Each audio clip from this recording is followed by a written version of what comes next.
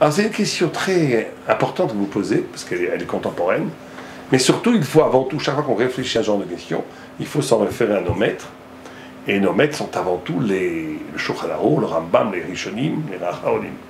Or, c'est une discussion chez les sages. C'est une discussion déjà dans la Gemara, entre Rabbi Shimon Bar Yochai et Rabbi Ishmael. Est-ce qu'un homme doit travailler tout le temps, étudier toute la journée sans travailler, ou bien est-ce qu'il doit travailler à mi-temps et étudier à mi-temps? Discussion dans la Gemara, et la Gemara répond, beaucoup ont fait comme Rabbi Shimon Bar Yochai, ils n'ont pas réussi, ça veut dire étudier à plein temps, sans travailler, et beaucoup ont fait comme Rabbi Ishmael et ont réussi. Donc on a à première vue une vision dans la Gemara qui favoriserait, en tous les cas au niveau du pourcentage des réussites, un équilibre entre le monde du travail et le monde de l'étude, qui paraît d'ailleurs à tout esprit non initié, l'évidence même, quelque chose du bon sens. Mais on voit que c'est pas comme ça.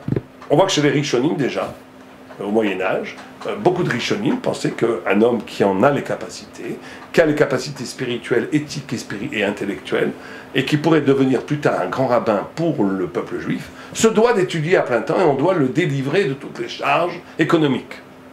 Le Rambam, Maïmonide, pensait que non, pensait, et lui-même travaillait comme médecin, que même un très grand érudit devait travailler, et il poussait l'argument au point où il disait que celui qui travaille pas pour étudier et qu'il mange la tzedaka, donc le fruit de l'aumône pour pouvoir étudier, mange ces fruits du olam haba, du monde futur, dans ce monde-ci, comme s'il consommait son mérite dans ce monde-ci, vous vous rendez compte? Mais la décision a été prise par le Shulchan Aruch et le Rama. Le Shulchan Aruch n'est pas posé comme le Rambam, ce qui est assez rare. Il n'est pas posé comme ça, il est posé que quelqu'un qui a la capacité d'étudier, et c'est le Shulchan Aruch qui fait autorité au niveau de la halakha. On écoute le Shulchan Aruch, comment on met les tefilines. Il y a beaucoup d'opinions chez les Rishonim, encore plus chez les Amoraïm. Il y a beaucoup d'opinions, combien de matzah, quel genre de matzah on mange. On écoute le Shulchan Aruch. Le Shulchan Aruch est traditionnellement, bien que ça soit un chidouche, mais c'est comme ça qu'historiquement qu'Hachem elle a voulu, c'est le Shulchan Aruch qui fait autorité dans la halakha. Or, le Shulchan Aruch sur cette question a été tranché, a été posé dans Ilchot Talmud Torah, Ilchot Tzedaka, que quelqu'un qui étudie la Torah toute la journée, sérieusement, je dis bien sérieusement, on dira deux mots de ça après, sérieusement, on se doit, nous les Juifs, de l'entretenir et de lui donner à manger, le vêtir, des habits, tout ce qu'il faut, l'argent dont il a besoin pour étudier la Torah. Et c'est du Lechatrina, c'est comme ça que ça doit être. En tous les cas, pour le Mechaber, pour les Sfaradim. Le Rama, qui est la halakha pour les Ashkenazim, nuance le psak du Shulchan Aruch et nous dit, oui, bien sûr que quelqu'un qui peut étudier toute la journée et que c'est une obligation pour la communauté de prendre en charge ses besoins matériels, mais dit-il, c'est une midat chasidut. Midat chasidut, on va traduire ça, c'est mieux, c'est quelque chose de l'ordre du dépassement de la loi. C'est au-delà de la loi, il est bon que chacun travaille une petite heure par jour pour pouvoir souvenir à ses voisins, pour ne pas vivre de l'aumône, de la tzedaka, et pour pouvoir, une heure par jour, travailler afin d'assumer le minimum de ses besoins pour pouvoir après étudier 10, 12, 11, 12, 13 heures par jour. Donc voilà le panorama halachique, si vous préférez. Le panorama halachique, c'est que, au niveau de la Gemara, il y a une discussion sur les sages. Non pas sur interdit ou permis. Rabbi Ishmael ne dit pas que c'est interdit de... Il dit quelle est la meilleure façon de vivre. Donc Rabbi Ishmael dit il vaut mieux travailler à mi-temps, étudier à mi-temps. Pourquoi? Parce que tu vis... On va voir pourquoi. Rabbi Shimon Bar Yochai dit non, étudie tout le temps, jour et nuit. Et la Gemara donne un léger avantage à Rabbi Ishmael en disant beaucoup ont fait comme Rabbi Ishmael et ont réussi, beaucoup ont fait comme Rabbi Yochanan ben Zakkai, et peu ont réussi. Donc au niveau du Talmud, on a plutôt un avantage pour ceux qui sont les pro-travail. Au niveau des Rishonim, c'est-à-dire au Moyen-Âge, grande discussion, majorité des Rishonim, par contre, qui ont pris la position qu'il faut étudier à plein temps, contre le grand Rishon qui s'appelle Maïmonide, qui lui est partisan, même pour un très grand érudit qu'il doit travailler. Et au niveau de la halakha, le Mechaber pour les Sfaradim, un homme qui peut étudier jour et nuit, doit étudier jour et nuit, c'est le Indil Lechatrila. Et la communauté doit prendre en charge ses besoins matériels. Pour les Ashkenazim, pour le Réma, c'est une position qui est tenable, ce que dit le Mechaber, mais il vaut mieux l'Echatrila, c'est-à-dire une midat chasidut, quelque chose qui est au-delà de la loi, si on peut le faire, travailler une heure par jour pour ne pas vivre de l'aumône. Voilà le panorama halachique. Autour de ce panorama halachique, il y a trois grands nœuds conceptuels, marchaviques, philosophiques. Il y a D'abord, quelle est cette discussion entre Rabbi Ishmael et Rabbi Shimon Bar Yochai? C'est pas simplement, et on voit que les temps ont changé au niveau de la Gemara, c'est pas une question sociale, il faut que tu travailles, c'est pas Bodvila Zdaka. C'est vrai que cette question existe aussi. Mais c'est plutôt, est-ce que la Torah, dans notre situation d'exil, parce que le Talmud est déjà dans une situation d'exil, est-ce que dans notre situation d'exil, la meilleure façon de traverser ces millénaires, ces milliers d'années d'exil, le bateau qui va traverser la tempête, est-ce que ça doit être un bateau qui s'isole dans la bulle du Beth Midrash, qui garde la pureté de la mémoire de la vérité sinaïque, thoraïque du Beth Mikdash, du temple de Jérusalem, pour que quand le Mashiach viendra avoir les éléments intellectuels et spirituels pour réaliser dans le monde la Torah? Ouf, ça c'est Rabbi Shimon Bar Yochai. Et on sait que toute sa chita est une chita du retrait du monde. Il était contre les Romains, il s'est caché dans la grotte parce qu'il a critiqué l'Empire romain. Il critiquait toute forme d'organisation sociale, d'organisation matérielle qui n'était pas conforme à la Torah. Et il préconisait donc un retrait, une radicale rébellion face à l'économie du monde pour créer une dynamique interne, une méga histoire, une histoire juive qui n'obéit pas aux critères de l'histoire, qui n'obéit pas aux critères politiques, économiques, sociologiques de son temps, pour préserver l'intégralité de la Torah pure. C'est pour ça qu'il est un de l'origine les plus fortes de la Kabbalah, qu'est la Torah pure par excellence. En face, Rabbi Ishmael nous dit, mais non, bien sûr qu'il faut étudier, bien sûr que c'est le plus important, mais cette étude va perdre de son sens si elle ne s'inscrit pas dans l'épreuve de la réalité.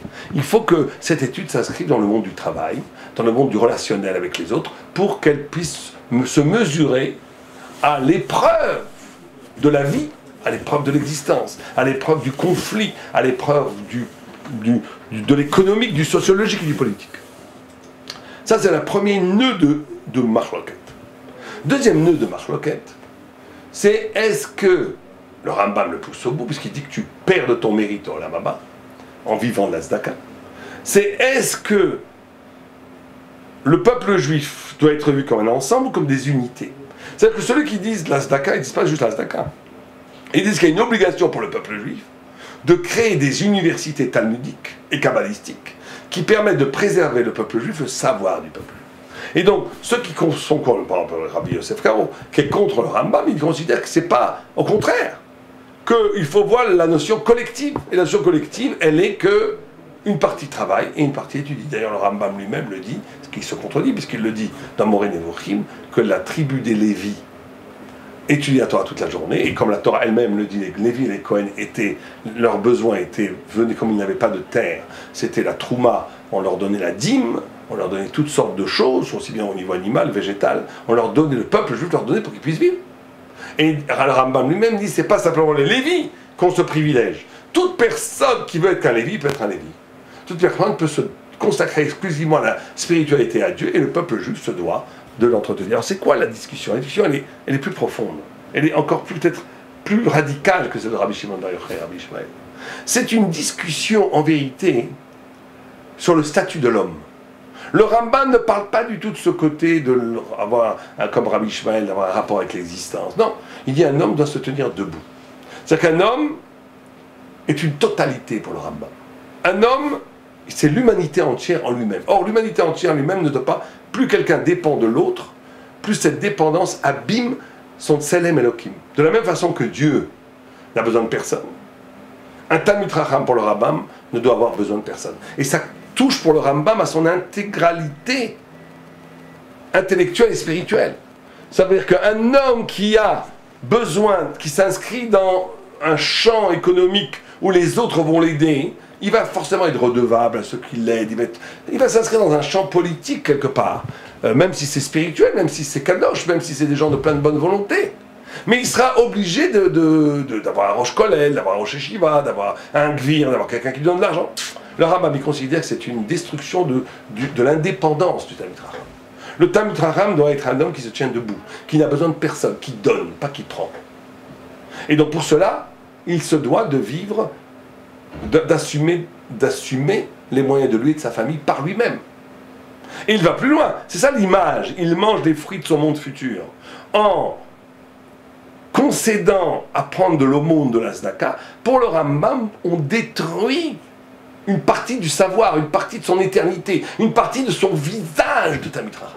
De la même façon que Moshe Rabbeinu n'a pas pris un sou au peuple. De la même façon que Shmuel n'a pas pris un sou. Il a dit, même un âne, je n'ai pas utilisé de vous, disait Moshe Rabbeinu.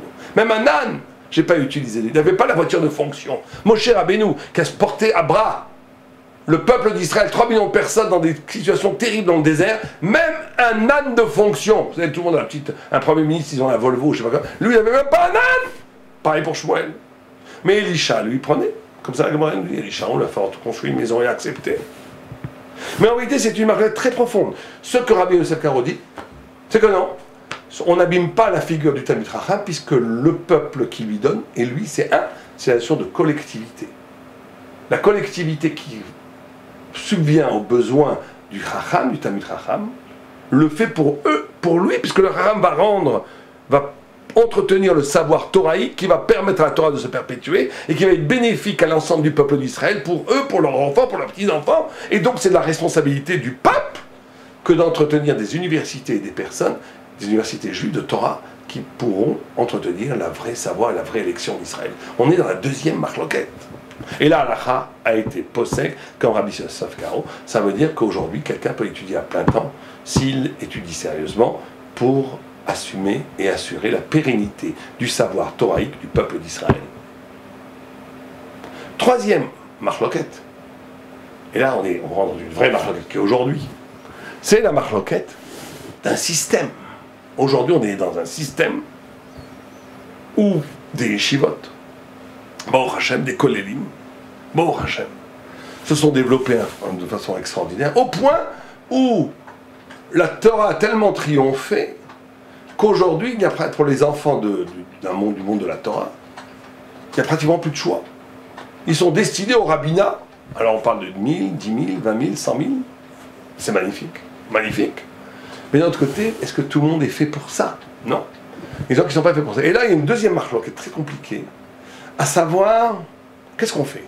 Qu'est-ce qu'on fait quand on a un système unilatéral, qui est la réussite extraordinaire du monde de la Torah, où des personnes, par milliers, dizaines de milliers, peut-être centaines de milliers bientôt, étudient la Torah à plein temps.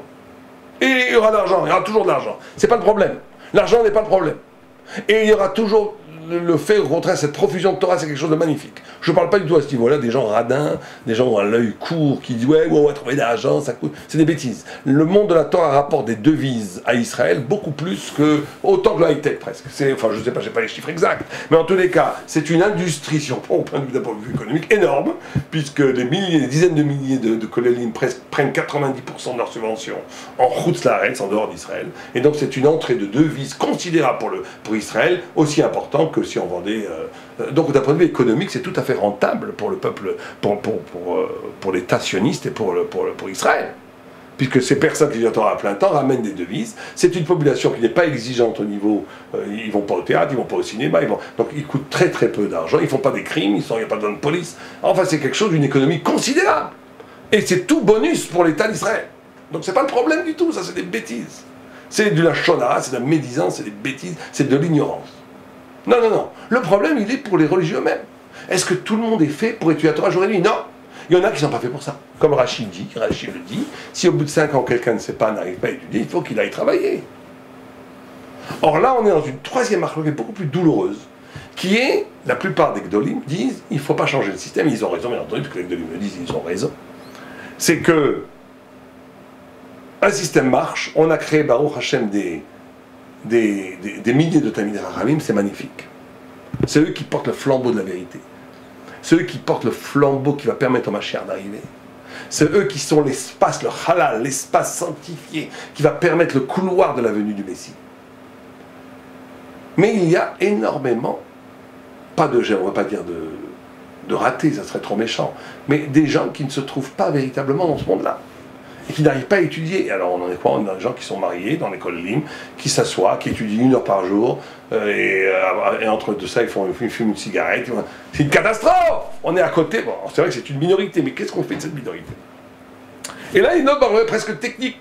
Tout le monde est d'accord sur les principes que celui qui étudie sérieusement doit étudier à plein temps, et que celui qui n'étudie pas sérieusement doit aller travailler. Mais est-ce qu'on doit rentrer dans un système scolaire avec examen qui sélectionne et tout? C'est là où il y a une discussion technique. Il y en a qui disent non, et je pense qu'ils ont raison. Parce que si on commence à scolariser les kollels, les kollelim et les yeshivot, enfin les yeshivot sont oui scolarisés. Il y a oui des examens, mais dans les kollelim, si on commence à trop surveiller, on va tuer l'esprit. Et donc il faut plutôt enseigner et ne pas avoir peur d'enseigner. Et dire aux gens, vous êtes là pour étudier la Torah, vous êtes les piliers du monde, donnez-vous corps et âme. Si vous y arrivez, vous faites la plus grande chose du monde. Si vous n'y arrivez pas, c'est embêtant, mais c'est pas très grave. Vous pouvez être un très bon juif en travaillant, et aller travailler, et garder votre dignité. C'est le discours que l'on se doit de faire, de dire partout. Et donc il y a 3 niveaux, la dernière, c'est pas une marque loquette, mais il y a 3 problèmes autour de l'édifice halachique qu'on a exposé au début. Il y a 3 grands nœuds conceptuels qui tournent autour, qu'on a exposés, que chacun, selon son niveau spirituel, éthique et intellectuel, trouve sa place. Le plus important dans tout cela, c'est d'avoir le Shem Shamayim, d'avoir le cœur qui fait l'ouvrage de l'étude et l'ouvrage de la pratique des mitzvot en l'honneur de Dieu, en l'honneur de Kadosh Baruch Hu. Amen, Kadosh Baruch Hu, Aleva Yalenu.